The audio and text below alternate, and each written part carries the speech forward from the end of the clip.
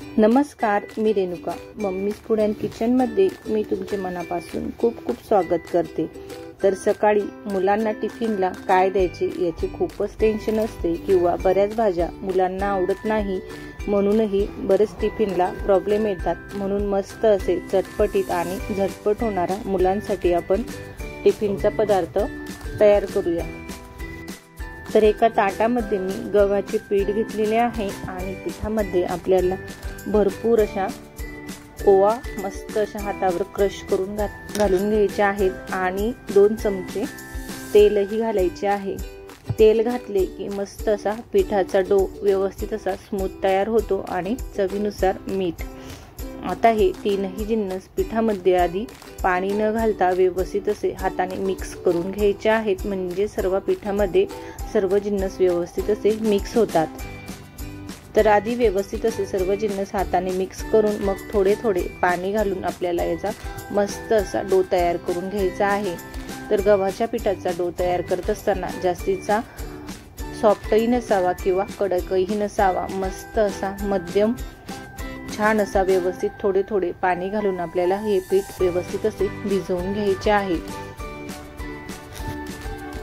तर मुलांना सकाळी टिफिनमध्ये खूपच प्रॉब्लेम येतो, म्हणूनच मस्त असे आज आपण बनवणार आहोत आलू भुजिया पराठे. अतिशय सोपे आणि झटपट होणारे आलू भुजिया. म्हणजे आपल्याला दुकानामध्ये बटाट्याची मार्केटमध्ये शेव लगेच अशी मिळते, तर त्यापासून आज आपण बनवणार आहोत आलू भुजिया पराठा. व्यवस्थित असे आता कणिक मळून तयार झालेले आहे. तर त्यावरून आपल्याला थोडे मस्त असे तेल लावून घ्यायचे आहे आणि पुन्हा व्यवस्थित मस्त असे कस लावून हे कणिक मळून घ्यायचे आहे. कणिक व्यवस्थित मळली गेली की आपले पराठे छान असे मस्त तयार होतात आणि पराठे फाटतही नाही.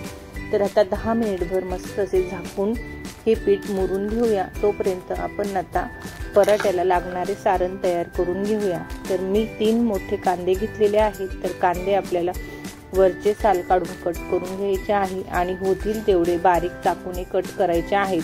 तर कांदे हे चॉपरमध्ये कट न करता चाकूनेच कट करायचे आहेत, म्हणजे चॉपरमध्ये जर आपण कांदा कट केला तर कांद्याला पाणी सुटते आणि मधलं सारण हे पातळसर होते आणि मग आपला पराठा लाटत असताना तो फाटतो किंवा व्यवस्थित होत नाही किंवा पराठ्याच्या बाहेर त्याचे सारण निघते.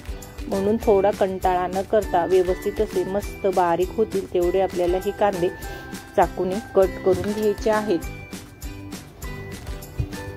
तर यामध्ये मी 3 कांदे अशा पद्धतीने बारीक कट करून घेतलेले आहेत आणि त्यामध्ये 1 वाटी म्हणजे 2 मोठे पॅकेट आलू भुजिया घेतलेले आहेत. थोडे जास्तीचे लांबसर असतात, म्हणून आपल्याला हाताने थोडे अशा पद्धतीने कुच करून घ्यायचे आहेत, म्हणजे व्यवस्थित असा पराठा लाटला जातो किंवा फाटत नाही.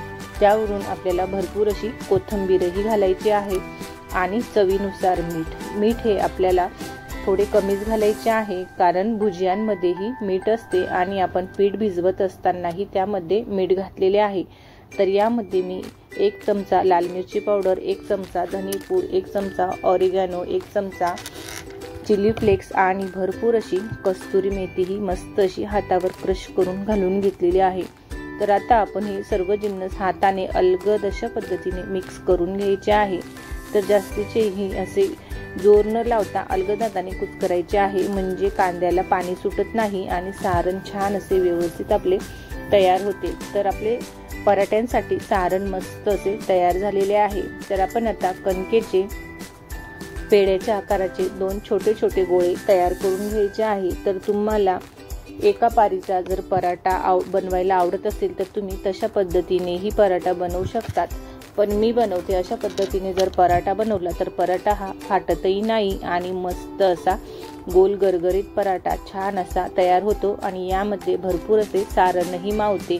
मग पराठा आपला खायलाही मस्त असा चविष्ट लागतो. तर अशा पद्धतीने मी 2 पेढ्याच्या आकाराचे इथं गोळे तयार करून घेतले आणि 1 गोळे अशा पद्धतीने पिठामध्ये घोळून पुरीच्या आकाराचे आपल्याला हे गोळे लाटून घ्यायचे आहेत. तर जास्तीचे न लाटता अशा पद्धतीने पुरी लाटतो आपण तेवढेच आपल्याला हे डो लाटून घ्यायचे आहेत.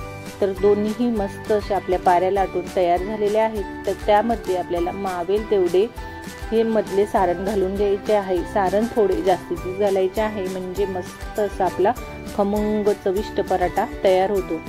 तर त्यावरून आपल्याला मस्त अशी दुसरीही पारी व्यवस्थित अशी ठेवून घ्यायची आहे आणि कडेकडेने व्यवस्थित बोटांच्या साहाय्याने मस्त सर्व कडा दाबून घ्यायच्या आहेत आणि दोन्ही हातांवरती अशा पद्धतीने आपण पुरणपोळी बनवतो त्या पद्धतीने व्यवस्थित गरगरीत गोल फिरवून पराठा हा प्रेस करून घ्यायचा आहे। तर आपण थोडे पोळपाटलाही कोरडे गव्हाचे पीठ लावून घेतले आणि त्यावरूनही थोडे गव्हाचे पीठ लावून मस्त अशा पद्धतीने आपल्याला आता व्यवस्थित असा हा पराठा लाटून घ्यायचा आहे। तर एक बाजू पलटवून घेतली आणि मस्त असा अलगद आपण हा पराठा लाटून घेतलेला आहे। तर पराठा हा थोडा आपल्याला जाडसर ठेवायचा आहे, जास्तीचा बारीकही न करता। तर आता मी इथं तवा व्यवस्थित असा गरम करून घेतलेला आहे आणि छान असा तवा गरम झाला की त्यावरून एक चमचा तेल घालून आपल्याला लाटून घेतलेला पराठा त्यावरून घालून घ्यायचा आणि वरूनही मस्त असा चव बाजूनी आपल्याला तेल लावून छान असं व्यवस्थित असं ग्रीस करून घ्यायचं आहे। पराठ्याला तुम्ही तेलाऐवजी तुपाचाही वापर करू शकतात किंवा बटरचाही वापर करू शकतात। तर मी असं सर्व बाजूंनी व्यवस्थित असे तेल लावून आपल्याला खमंग असा व्यवस्थित छान असा हा पराठा भाजून घ्यायचा आहे। तर तेलही आपल्याला दोन्ही बाजूंनी व्यवस्थित असे लावून घ्यायचे आहे। तर अलटून पलटून आपण व्यवस्थित आपला पराठा मस्त असा भाजून घेणार आहोत। तर बघू शकता झटपट असा मुलांना टिफिनसाठी टेस्टी असा आलू भुजियांपासून मस्त असा पराठा तयार झालेला आहे। तर तुम्ही हा पराठा लोणच्या सोबत किंवा तिळीच्या चटणी सोबत किंवा सॉस सोबतही खाऊ शकतात किंवा पराठाचा मसाला एवढा मस्त छान तयार होतो तर तुम्ही नुसताही गरम गरम अशा पद्धतीचा हा पराठा खाऊ शकतात।